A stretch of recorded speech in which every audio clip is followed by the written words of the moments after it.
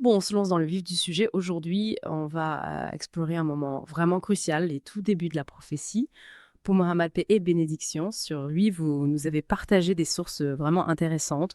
Et le but, c'est vraiment d'en tirer le meilleur, les éclaircissements importants sur cette période qui marque le début d'un mouvement qui a vraiment transformé l'histoire. Absolument, on va vraiment se pencher sur la Genèse, le contexte et les significations profondes de ces premiers instants de la révélation.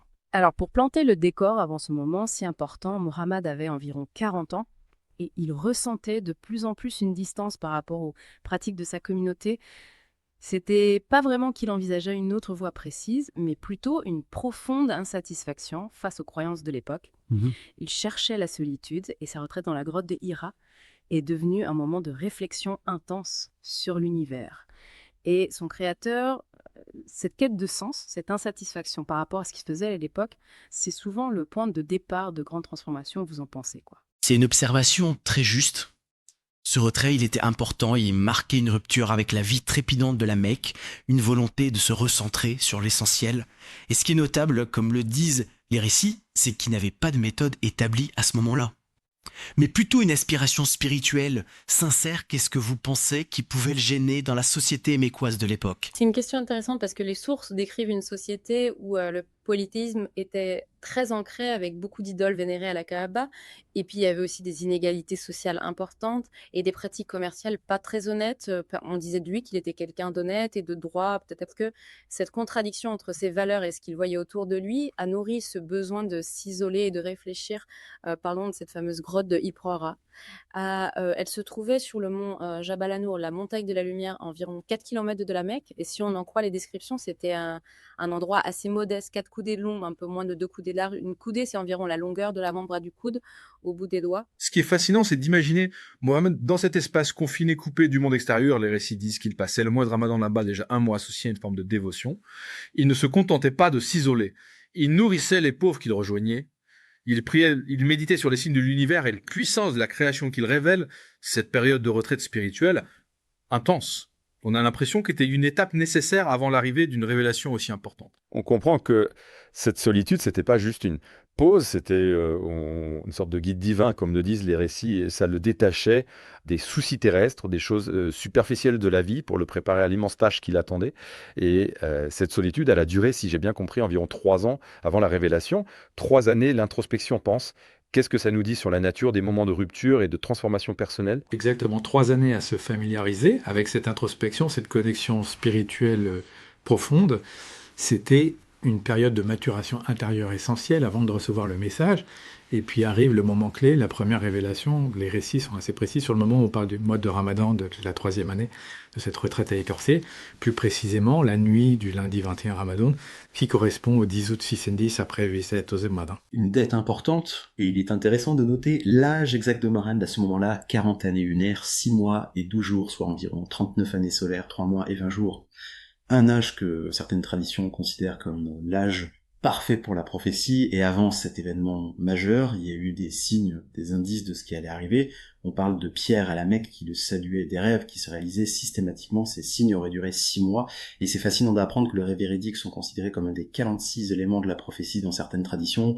Comment interpréter ces signes avant-coureurs? Est-ce que c'était une façon pour le divin de préparer Mohammed à sa mission? Ces signes précurseurs, ils sont importants. Ils montrent une sorte de préparation progressive, une familiarisation avec le surnaturel avant l'expérience de la révélation. C'est comme si un nouveau sens s'éveillait en lui, le préparant à ce qui allait arriver. Et puis il y a l'événement central, la descente de Jibril, l'ange Gabriel, avec les premiers versets du Coran. On a le récit poignant d'Aïcha, qu'Allah Bagré, qui nous plonge au cœur de cette expérience. Le récit d'Aïcha, il est fondamental. Elle décrit l'amour croissant de Mohammed pour la solitude et la véracité de ses rêves. Et puis vient la rencontre avec l'ange dans la grotte. L'ordre impératif, Ikra, récite, et la réponse du prophète paix et bénédiction sur lui, Ma'ana Bikaré. Je ne suis pas de ceux qui récitent. Et là, l'ange le serre très fort, à 3 reprises, chaque fois avec l'ordre de réciter, et la même réponse de Mohammed, jusqu'à ce que les premiers versets de la sourate Al-Alaq, la sanguine, soient révélés. Ikra busmi Allahi, Likha ismi Rabika, Aladi Khalakina, Linsanamo, Alaki Khawarabuka, Lekra Alem, Li au nom de ton Seigneur, qui a créé l'homme d'une adhérence, Li, ton Seigneur, est le très noble. L'intensité de cette rencontre, elle est palpable dans le récit Les Treintes à répétition. Ça suggère l'importance. Et le côté inévitable de cette mission qui lui est confiée, ces premiers versets, ont une portée immense.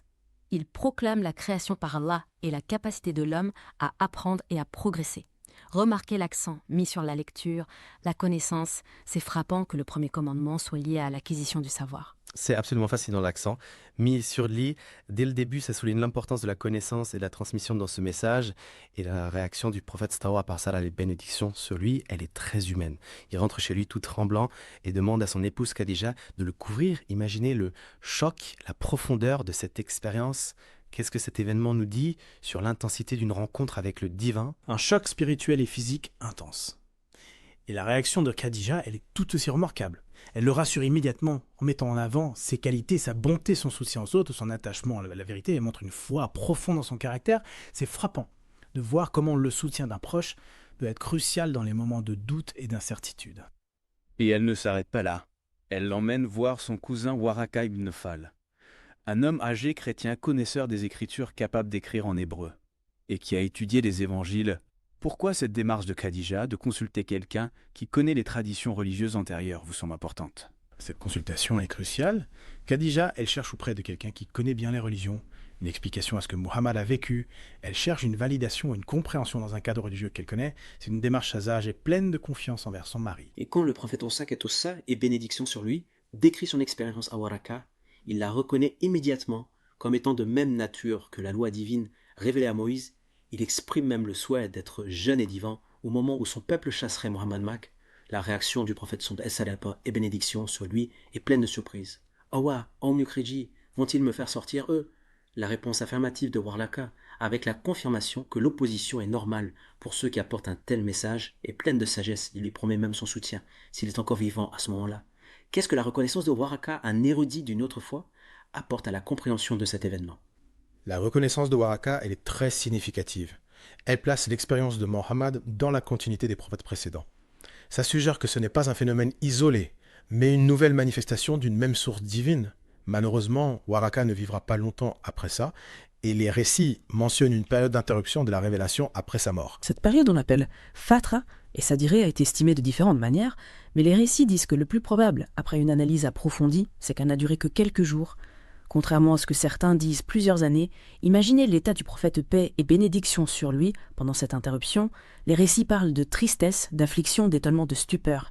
Al-Bukhari rapporte même que le prophète et bénédiction sur lui, accablé par cette absence de révélation, auront envisagé de se jeter du haut des montagnes.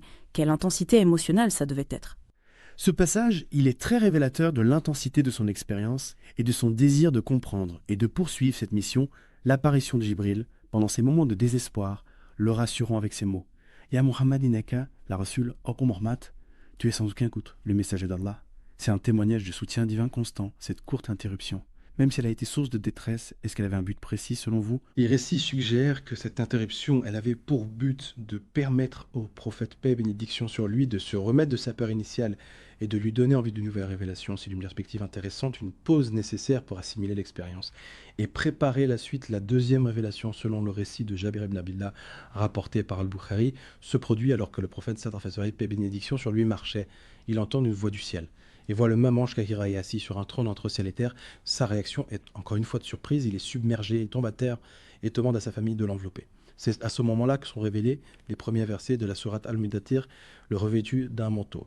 Ya yuwa limeandatir kunfandia wa rabaka fachabar ekabaka tobraka fatahir wa le rujia va fajur, ô toi le revêtu d'un manteau, lève-toi et avertis, et ton Seigneur glorifie-le, et tes vêtements purifie-les, et de toute abomination écarte-toi. Ces versets, ils marquent un tournant. Après ça, la révélation continue sans interruption. Il faut noter que le prophète paix et bénédiction sur lui est resté un mois ira pendant la Ramadan, et que l'intervalle entre les deux révélations était d'environ 10 jours.